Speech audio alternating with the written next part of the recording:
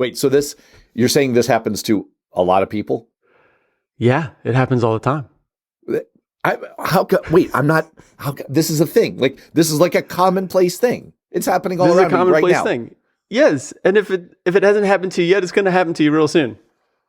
Okay, Matt Robison from Mike Morton and Financial Life Planning. We're about to get into something that apparently is happening everywhere. It might be happening to you, and if it's not, you should hang on because it might happen to you soon. And actually, you should hang on for the whole episode because we're going to close with our new One Thing segment. And I've got something delicious for you. I mean it. I've got the answer to an ancient mystery, and I promise you, it's kind of neat. All right. Yeah, it all revolves around soft meat, so it'll be great. Listen. We're the whole point is for people. Okay, that's a good mystery. All right. Let's go back to our first mystery. So wait, what you're talking about is not your IRA. You're talking about IRAs. What are you talking about? These are inherited IRAs. So you inherit an IRA, and I get a lot of questions about these because, Matt, just imagine, your parent or aunt or uncle or somebody close to you passes away, and then you find out they left you some money from their IRA. So you now have this thing called an inherited IRA, and you're like, suddenly you have a lot of questions. Wow, that's so amazing. I got $100,000 in an inherited IRA. What is this thing, and what do I have to do about it? Right. Because as you have been at pains to explain to me, an IRA is an individual retirement account. It belongs to an individual. It doesn't belong to you. So, right. I feel like that scene, and It's a Wonderful Life. I don't have your money. It's in Bill's house. It doesn't belong. So, wow, that has not happened to me. But you're saying you get questions like this from your clients, like a lot. Yeah, because imagine, Matt, that it did, right? Say you had an aunt or uncle, and you suddenly find out, geez, they left me $100,000 in this account in the form of an IRA. That was their IRA, and now you have it.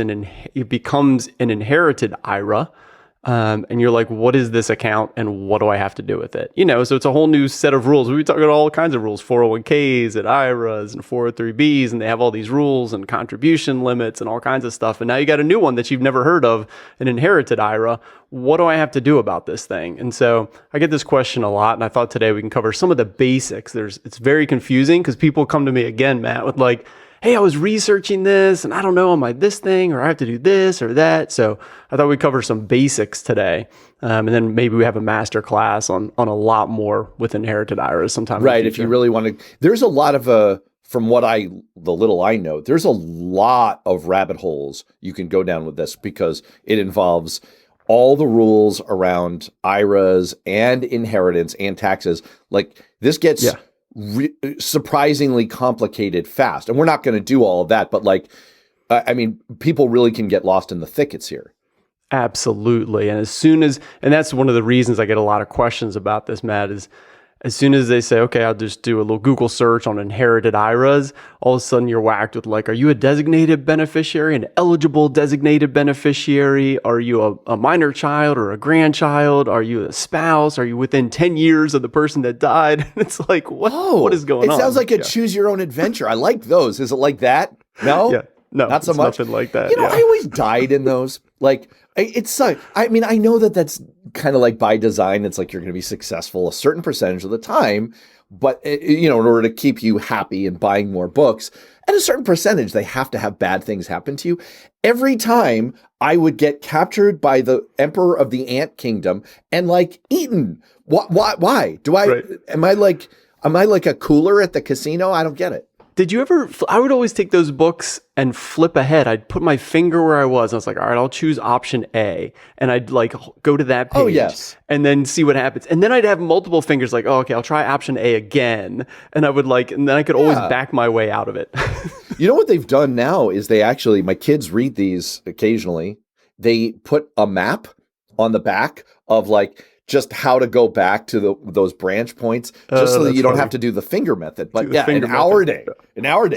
That's right. Like cavemen, we would have to stick our finger in there. But you know what's interesting about that is the retroactive psychology of, you had justified yourself. Oh, the good outcome where I didn't get eaten by the emperor of the ant kingdom. Yeah, that was the one I wanted to do all along. I knew. I had a hunch that was what you were saying the whole time. And that's how the brain works. All right. So it's not as fun as that. Or maybe people do get eaten by ants in this. We're going to keep it simple. So what do we need to know, first of all? The setup is... Little background. You've inherited something. Yeah, I'll give you a little background, a little setup. This became a thing. They changed the rules with the Secure Act 1.0 from in 2019 to 2020. So there's some rule changes there around designated beneficiaries. What we're going to cover today is this simple setup. All right. You're an adult. So you're over the age of 21. You've inherited an IRA from a parent or an aunt and uncle, somebody that's sort of, older than you, 20 years older than you. And that's the very simple setup. So, and they've died recently within the last couple of years after 2020. All right. So they've died after 2020. You're an adult. You've inherited this from a parent, aunt, and uncle, somebody, quite a bit older than you. And what do you have to do with this thing? So that's the setup we're going to use today. Got it. I just have to pause you on something that you slipped in there that I find interesting, which is this gets more complicated than you think really fast. You said you're an adult, you're over age 21. Isn't it amazing in our society how the question, who is an adult? There's not one answer. There's not one number. Well, if you want to drive a car, you're 16. If you want to get drafted and go to war, it's 18. Or if you want to vote, that's also a good one. For these purposes, if you want to inherit an IRA, it's 21. If you want to rent a car, it's 25. Could we decide? Anyway, it's really fascinating. It gets more complicated, Matt. Depends what state you're in. I have to look this up all the time for the UGMA or UPMA accounts, these minor accounts parents can open for their kids and have money in the name of their child. When does the child get that money? It's either 18 or 21, depending on what state you live in. We should just go back to the old-fashioned system that when you're 12, you become a boot polisher's apprentice, and that's it. That's your career, and you're an adult. Okay, so you're an adult. You've inherited an IRA. So now the question is, do I need to take money out? How do I need to take money out? Because you'll read that there's the 10-year rule. And this was the big change from before January 1st of 2020 to after that date. And the change was that if you have an inherited IRA, you need to empty it within 10 years. Okay, so that was the big rule change. The account needs to be empty within 10 years. All right, so people thought, oh, great, it seems very flexible. I can, take a little bit now. I could take some in the future, but just as long as it's empty within 10 years. There was no other guidance given by the IRS on when you had to take it out or how much, or was there a required minimum distribution. And so that led to a lot of confusion. But that's the basic setup here, again, and that's still the rule. You have 10 years to take out all the money. By the end of the 10th year, it needs to be empty. Could you just define a term for me here? Required minimum distribution. What is that? How does that usually operate? Yeah, so remember that we're talking about traditional IRAs and this inherited traditional IRA. But in either case, say you have a traditional IRA or an inherited traditional IRA, you haven't paid taxes on the money yet, right? So you have not paid tax on this money. So the government wants their tax. So they have rules that you have to take some money out, depending on your age and other situation, so that you have to pay tax on it. So when you take the money out is when you pay tax. So normally this is 72.5. It changes depending on what year you were born, but it's a required minimum distribution. Once you reach a certain age, you have to take out a percent of the money from that account and then pay tax on it. And so it's a percent. It's not a straight up percent. There's a divisor, there's a numerator and denominator that makes it into a percent. How's that? Wow. You've got to look up your life expectancy table, Matt, and that's the denominator, and then the numerator is the account value. So, It kind of turns into a percent. When does all this get translated into Swahili and all the numerals translated into Chinese and back again? I mean, No. gosh darn, the complication that is just to keep the cult, the sect of accountants working full time. Love you, accountants. Love you. Please don't screw me on my next taxes, but good gravy. All right. Yeah. RMD, required minimum distribution. Got it. That's correct. So in an inherited IRA, again, the simple setup, you inherited one of these, someone died recently, you have 10 years to empty it. Now, the IRS has come back and said, oh, actually, there are more complicated rules. We do need you to take some money out each year, depending on the situation. Again, still 10 years. So still keep that in mind. You do only have a 10-year window to empty the entire account. All right. But they've come out with rules and regulations. And another thing for this year, 2024, you might have just read recently, you don't have to take your RMD in 2024 from an inherited IRA. So you do not have to take any money out from an inherited IRA in 2024. However, you might want to. All right, Mike, so we're going to get into the situation where you want to do that. This is the simple version? Yeah, this is the simple version, my friend. What? Okay. Let me track this. So, you inherit an IRA. IRAs have required minimum distributions, RMDs. That means you have a 10-year window during which you have to empty the IRA, and along the way, you have RMDs. And now the IRS changed things a little bit. Run that by me again. What did they change in 2024? Yeah, let me start at the top. So yes, you've got 10 years to empty it. You may or may not have RMDs. All right? Oh, you may or may not. Okay. That's correct. So you've got an inherited IRA. So your first question is, do I have to take some money out this year from my, a required minimum distribution? The answer is no, you don't have to. The IRS has just come out with an exemption for 2024. You do not have to take out money this year from your inherited IRA. Okay, that's great. Nothing to do this year. You don't have to take money out. Now, next year, will you have an RMD? All right. And the answer is you have a required minimum distribution from your inherited IRA if the person you inherited it from was required to take distributions. So if they were required to take distributions, then you have to take distributions. I see. That actually makes sense, right? The account is going, whatever applied to them would therefore apply to you as the new steward. That's correct. Inheritor. That's correct. Okay. So that's the way it works. Clear. You've got, so let's read it back. 10 years to empty the whole thing. If they were required to take distributions, you're required to take distributions. And it needs to be empty in 10 years. I see. And if they were not required to take distributions, if this was a 55-year-old or a 62-year-old that did not have required minimum distributions, you do not have to take money out each year. You're only subject to having to take out the entire balance by the end of 10 years from when you inherited it. Okay. This makes sense. What's the problem? It's no problems. It's clear. Yeah, easy. Very clear. So what are those? One question is like, well, are the required distributions the same? No, they're different. So it was not what the person that you got it from. Use your single life expectancy table. And so this means your required minimum distributions, if you're young, if you're 40s, are pretty small. All right. The divisor that numerator and denominator, right, that I was telling you before, is going to be pretty small. So the amount that you have to take out is very small. Okay. So the amount you have to take out, maybe 100,000, just making up numbers, it might be a couple thousand that you have to take out. It's not very much that you have to take out. All right. Because it's based on your life expectancy, which hopefully is very long. So then next question might be, well, okay, great. The IRS has given us an exemption for 2024. So I know I don't have to take out anything. All right. And I may or may not have to take out each year, but I know I only have 10 years to empty the entire account. Should I take distributions out this year, next year, or just wait until the 10th year and drain the whole thing?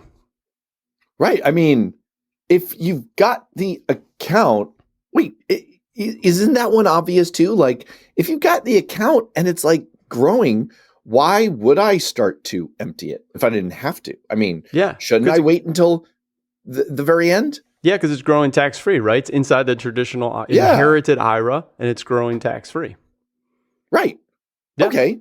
So that's easy too. That's easy too. There you go. You built this up. You built this up. This is easy. It's easy. Oh, except Matt, if that was 100,000 and say it grows 10 years to 200,000 and you take it all out in the 10th year, now you've bumped your income up by $200,000 in a single year. You might be in a really high tax bracket. Oh, you know what this reminds me of? You ever see that classic Far Side comic where you see this dude sitting in an orchestra and he's the percussionist and he's supposed to have two cymbals, but he only has one. And he's thinking to himself, don't screw up, don't screw up, don't screw up. And the caption says, Ernest screws up. I have a feeling that I'm Ernest in this and that I would find a way to screw this up. Yep, that's true. I don't want to get hit with a giant tax bill. That, to use a technical term, sucks. All right, what should I do? First, you should run out and get some old Far Side comics. Holy smokes, man. That's awesome. I got to look those up again. Ernest screws up. That's a classic. Ernest screws up.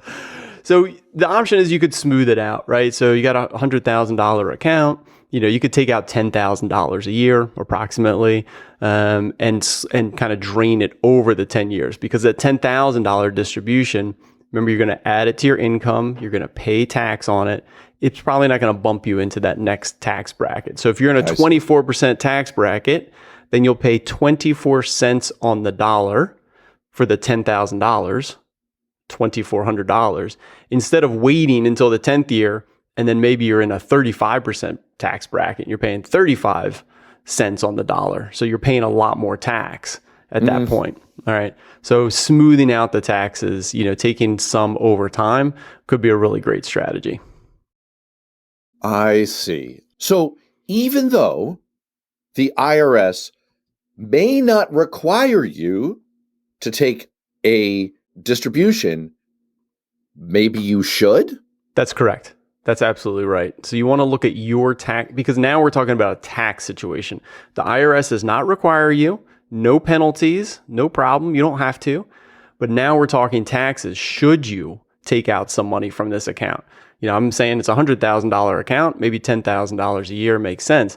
Maybe it's a $500,000 account, and it's like, geez, now we got 10 years to empty this. It's still going to grow, hopefully grow over time. It's invested and we have to empty it. What's our tax situation? So there's a lot of moving parts, in terms of analyzing your tax situation versus, how you have to empty the account within the 10-year window. So when you're getting questions from clients about this whole situation of inheriting IRAs, is it kind of all over the map, like all of the aspects of this, or is it really focused in this question of like, hey, I don't have to take a distribution this year, should I? Is that like the biggest one? Yeah, once we've narrowed, right, we started the episode with like, geez, there's a lot of, questions, what kind of IRA you've inherited, what kind of designated beneficiary you are. But once we're down to like, okay, we know the rules. It's 10 years, you have to do it, but we don't have to do it this year. And then we know like what those RMDs are going to be. Now, the only question is how much you're going to pay in tax. That's correct. So how much might grow tax-free in the inherited traditional IRA, how much we should take each year, and just really playing a tax game to try to minimize taxes over time. All right. So over this 10 years, you're going to pay a total amount of tax over 10 years based on your income, right? And this is going to affect that. So how do we pay the least amount of tax over a 10-year window? And you have to make some assumptions, of course, but that's the whole game at this point. I see. All right. So bottom line that piece for us then, if you're facing this question, is there sort of like a choose your own adventure kind of guide of like, how to at least back of the envelope it about whether to distribute some money in 2024? Yeah, the back of the envelope would be if you're in a stable situation, I've got my jobs and we're going to keep doing this thing for the next 5-10 years, then probably that smooth it out strategy. All right, take about 1/10, each year. Now, double check the RMDs. We already mentioned that you might have required minimum distributions, but maybe you take out about 1/10 to keep the low tax brackets. Other things to think about: tax brackets might be going up. All right, the sunset of the Tax Job Cuts Act is coming up at the end of 2025. We might have higher brackets. So you might want to front load a little bit. You might want to take more than 1/10, So that's a reason to really get started here in 2024. Like, geez, I really do want to start emptying some. I'm in a 24% tax bracket. That might go up, even without Congress doesn't do anything. So I mentioned there at the start, if your situation's not changing, if you just have steady jobs and you expect to keep having them. But other things to consider are either low income years or high income years. All right. So I have situations with clients that, hey, maybe I want to take a year off. I want to take a sabbatical for 6 months or a year. Well, that's a great opportunity if you have a fairly large inherited IRA. Say you did get $500,000 in an inherited IRA. You could take 6 months or a year off and drain maybe a couple $100,000 during that year and still stay in a 24% tax bracket. So having a low income year or an opportunity to do something, geez, we wanted to do this, but we didn't know how. Now you suddenly have like a little bit of a windfall in an inherited IRA. So you could take it out during, a year where you really stopped work, in between. And the flip side is a high income year. Say we're getting like a big bonus this year, going IPO, I'm selling my business, that's a year you kind of don't want more income. So you wouldn't want to take a distribution during that year if you can avoid it. Do you have to, when you do these kinds of calculations with your clients, do you also have to consider as you said before, you've got money sitting in an account that grows tax-free. And so there is the potential that you could grow enough that even if you face more of a tax liability later, maybe it's worth, does that come up at all? Or do you always try to keep things as simplified as possible and just optimize around the lowest tax drag strategy available? Well, the lowest tax drag strategy is what we're trying to do here. And you definitely are getting the tax-free growth. But remember, I said about 1/10. So if you took out about 1/10 and the account is still growing, you're going to be taking out a little bit more. So you're still going to get some of that growth and still take it out. So it does really all come down. It all comes down to taxes, but there is a balance between the tax-free growth and taxes, taking it out and paying taxes. But in this case, you really just want to make it very smooth. So you just really want to take about 1/10 to smooth out your tax. The whole game here is smoothing out your taxes. Let's not go into the 30, I'm generally in a 24% tax bracket. Let's not bump into a 35% tax bracket for a year. It's just bad. You pay a lot of tax. Right. Okay. So I think I got it. We started with a pretty broad question that applies to lots and lots of people, which is what happens if you inherit an IRA? And we winnowed down to this narrower question of, well, what about the IRS giving you this ability to maybe, in some cases, not take a required minimum distribution? When might that apply? When should you apply it anyway? I think I got it. I think that piece makes sense.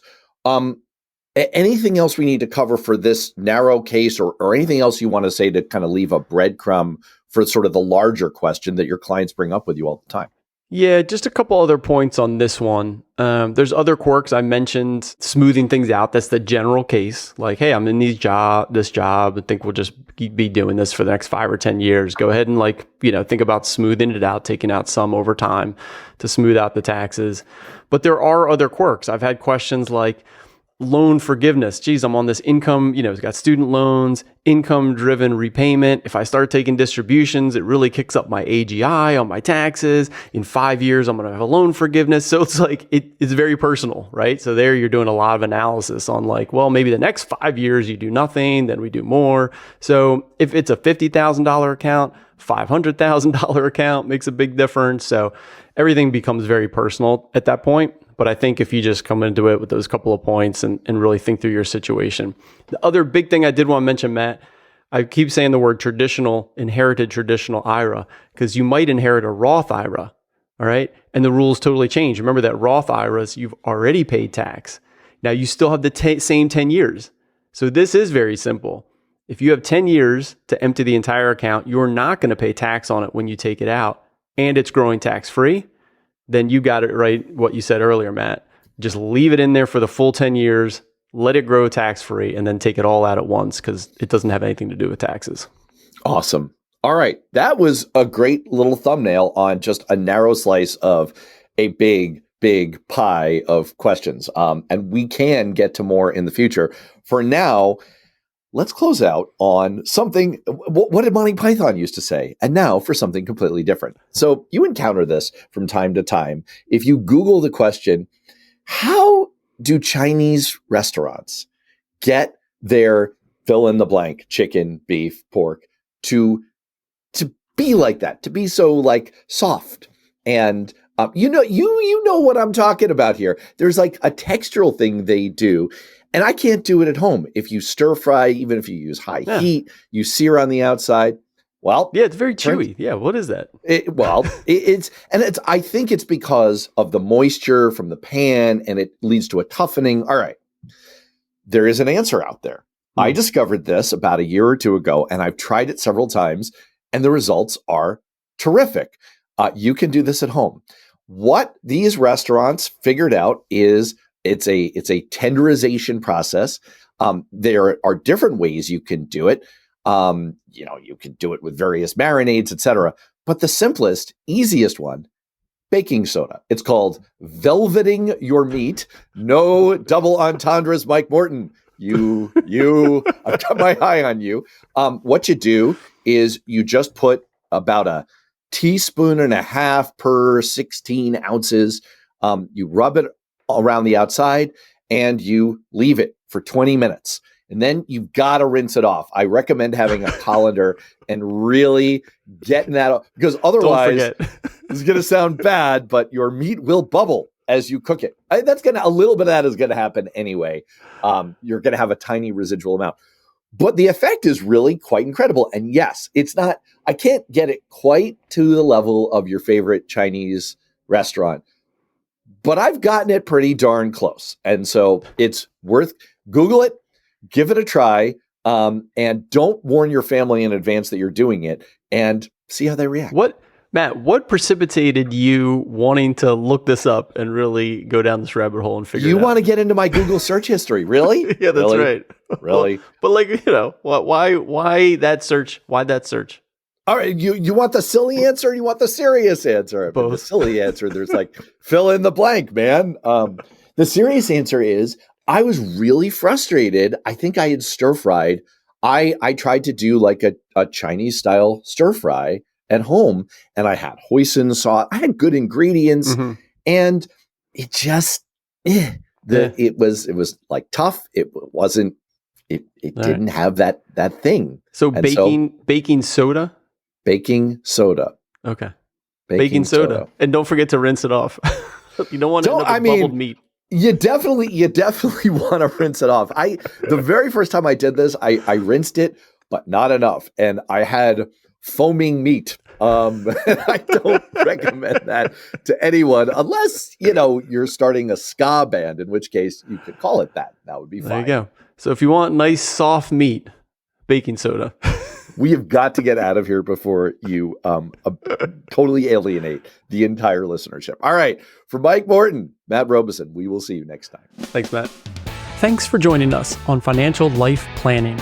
If you like what you heard, please subscribe to and rate the podcast on Apple iTunes or Spotify or wherever you get your podcasts. It makes a massive difference. If you have a comment or question, please email me, mike@mortonfa.com. Until next time, thanks for tuning in. This recording is for informational purposes only and should not be considered for investment advice. Opinions expressed are as of the date of recording. Such opinions are subject to change. I cannot guarantee the accuracy or completeness of the data presented here.